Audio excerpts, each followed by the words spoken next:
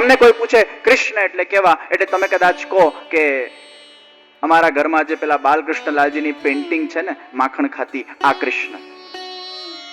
અમારા ઘરના અંદર એ વાંસુરી વગાડતો જે કૃષ્ણ ભગવાનનું ચિત્ર છે ને આ કૃષ્ણ, અને કૃષ્ણ આવા લાગતા હશે. हम चित्रों के आधार के ऊपर कृष्ण के स्वरूप की केवल कल्पना मात्र कर सकते हैं, परंतु मूल स्वरूप के अंदर हमारे कृष्ण कैसे हैं? पेंटिंग कोने बनावी? એ પેન્ટરે પોતાના મનના અંદર એ કૃષ્ણ ભગવાનનું એ સૌંદર્ય સ્વરૂપનું ધ્યાન કરીને એ ધ્યાનના આધારિત પોતાની કલમો દ્વારા એને સુંદર કૃષ્ણ ભગવાનનું ચિત્ર બનાવ્યું, અને આપણે કહીએ છીએ આવા કૃષ્ણ. कृष्ण कैसे दिखते थे? कृष्ण का स्वरूप कैसा था? वो कौन सी अदा थी?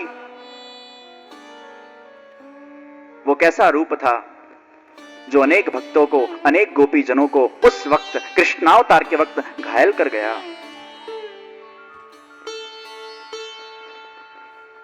कृष्ण कैसे थे उसका उत्तर स्वयं कृष्ण दे रहे हैं. दे नहीं रहे, वो स्वरूप को साक्षात प्रकट कर रहे हैं. કૃષ્ણાવતાર વખતે જ્યારે કૃષ્ણ ભગવાનનો વ્રજને છોડીને જવાનો સમય જ્યારે સમીપ આવ્યો, કંસ વધ કરવાનો જ્યારે સમય સમીપ આવ્યો અને અક્રૂરજી જ્યારે લેવા આવ્યા, એ વખતના આસપાસનો ક્યાંક આ પ્રસંગ એ ગર્ગ સંહિતાના અંદર ખૂબ સુંદર રીતે વર્ણિત કરેલો છે.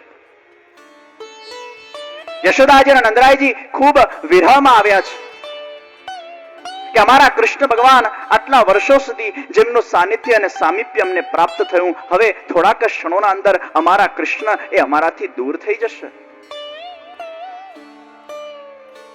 लाला ने कहे छे, हे लाला, आप ऐसा कुछ करके जाओ कि आपका सानिध्य और सामीप्य सदैव हमें प्राप्त हो. आपके बिना हम कैसे रह पाएंगे? યશોદાજી અને નંદરાયજીના આંખમાં આંસુ અમારા કૃષ્ણ ભગવાનથી જોવાયા નથી. કૃષ્ણ ભગવાન એ વખતે યશોદાજીને પૂછ્યું છે, તમને મારું કયું રૂપ સૌથી વધારે પસંદ છે? मेरा कौन सा स्वरूप आपको सबसे ज्यादा पसंद है? कौन सा रूप? ત્યારે યશોદાજીએ કીધું છે કે આપે જે ગોવર્ધન ધરણને જે વખતે ધારણ કરેલા ને, એટલું સુંદર આપનું સ્વરૂપ હતું. એક હાથ ઊંચો બોલાવતા હોય, બીજો હાથ મુઠ્ઠી બંધ કરીને બંધ છે, નેત્રો ઝુકેલા છે. वो आपका स्वरूप हमें बहुत भा गया है, बहुत हमें प्रिय है. वो कुछ अलौकिकी स्वरूप था. ત્યારે કૃષ્ણ ભગવાને પોતાના અંદરથી એ વખતે યશોદાજી અને નંદરાયજીના સમક્ષ પોતાનું સાક્ષાત સ્વરૂપને પ્રગટ કર્યું, અને પોતાનું બીજું સાક્ષાત સ્વરૂપને પ્રગટ કરીને યશોદાજી નંદરાયજીને પધરાઈ આપ્યું અને કહ્યું કે ये मेरा ही स्वरूप है, ये मेरा ही रूप है, ये मैं ही हूं. ये स्वरूप में और मुझ में कोई अंतर नहीं है, ये साक्षात मेरा रूप है. हे मैया, ये स्वरूप की आप सेवा करो, आपको मेरी ही अनुभूति इस स्वरूप के माध्यम से होगी, क्योंकि इसमें और मुझ में कोई अंतर ही नहीं है. यशोदाजी नंदरायजी खूब प्रसन्न थया. कहवा लाग्या, अरे लाला, ये तो साक्षात वही आंखें, वही नाक, वही होठ, वही कद, वही हाथ, वही चरणारविंद, ये तो तू ही है. हाँ मैया, ये मेरा ही रूप है. ए कृष्ण भगवाने કૃષ્ણાવતાર વખતે પોતાના અંદરથી પ્રગટ કરેલું આ સુંદર શ્રીનાથજી બાવાનું સ્વરૂપ એ યશોદાજી નંદરાયજીને એમને પધરાઈ આપ્યું. ઘણા બધા વર્ષો સુધી નંદ યશોદા એ આ સુંદર સ્વરૂપની સેવા કરતા. અમુક વર્ષો પછી જ્યારે યશોદાજી નંદરાયજીનું જ્યારે એ નિત્ય લીલામાં પધાર્યા, ત્યારે આ સ્વરૂપ એ ફરી ગિરિરાજના અંદર અંતર્ધ્યાન થઈ ગયું. અને 500 વર્ષ પહેલા જે દિવસે જગતગુરુ શ્રી વલ્લભાચાર્યજી મહાપ્રભુજીનું ચંપારણ્યના અંદર પ્રાગટ્ય થયું ત્યારે એ જ કૃષ્ણ ભગવાને પોતાના અંદરથી પ્રગટ કરેલું પોતાનું શ્રીનાથજીનું સ્વરૂપ એ ફરી વ્રજના અંદર પ્રગટ થયું અને આજે એ શ્રીનાથજી બાબા સાક્ષાત નાથદ્વારામાં બિરાજે છે કે જે કૃષ્ણ ભગવાનનું સાક્ષાત રૂપ છે। कृष्ण कैसे दिखते थे?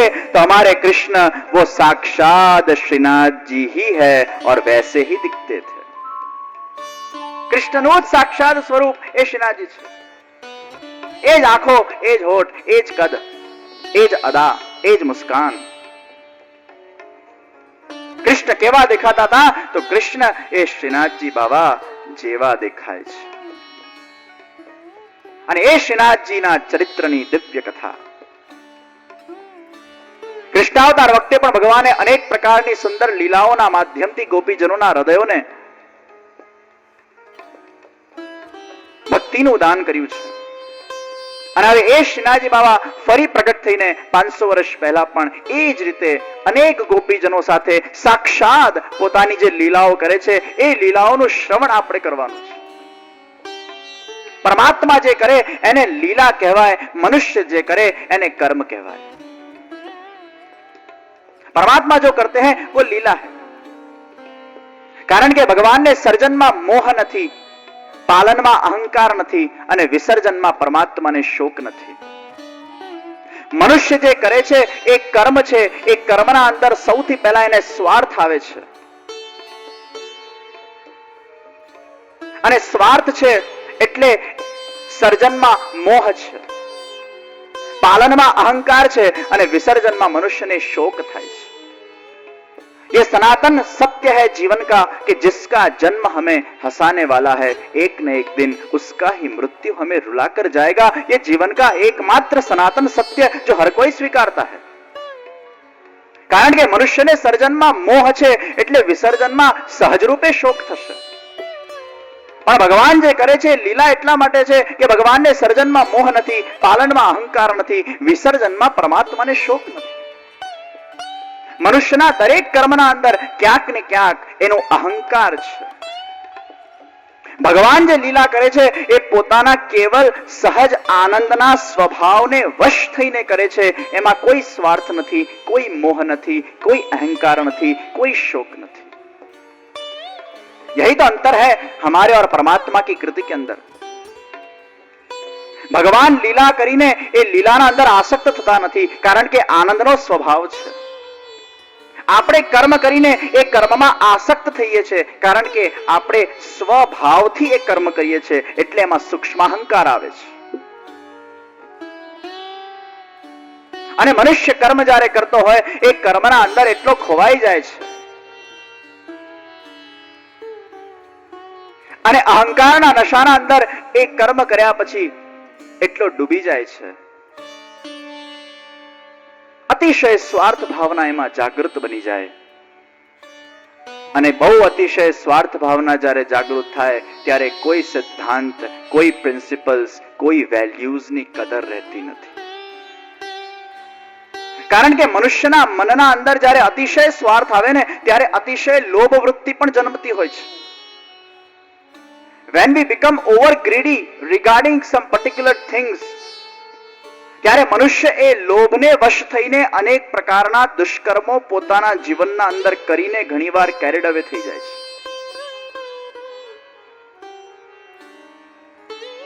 અને આ લોભ,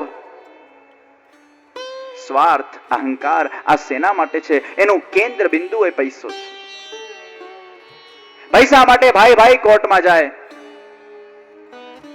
પૈસા માટે મિત્ર મિત્ર ઝઘડે। આ દુનિયાના અંદર દરેક ઝઘડાની ફસાદ યા તો પૈસો છે યા તો અહંકાર છે। આ બે તત્વના કારણે જ સંબંધોના અંદર અશાંતિ આવે છે અને આ બે તત્વોના કારણે જ માણસ પોતાના પ્રિન્સિપલ્સ અને વેલ્યુઝને ઘણીવાર એનું ખૂન કરી નાખતો હોય છે। અતિશય લોભ જ્યારે મનમાં પ્રગટ થાય છે ને ત્યારે માણસ ઘણીવાર પોતાના જાતને રોકી શકતો નથી, કારણ કે એના મનમાં અત્યારે ને અત્યારે એ વસ્તુને પ્રાપ્ત કરવાનું આકર્ષણ છે।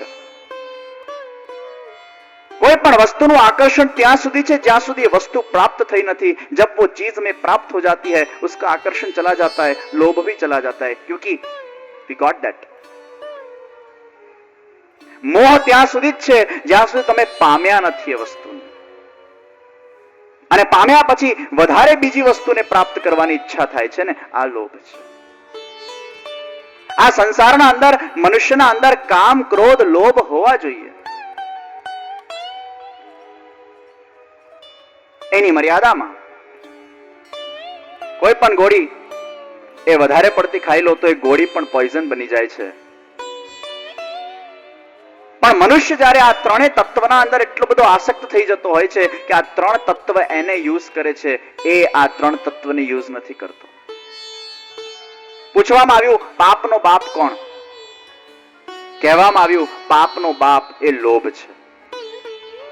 કારણ કે લોભ જ માણસ પાસે પાપ કરાવે છે. પાપ કરવાની જે જડ છે એ લોભ છે.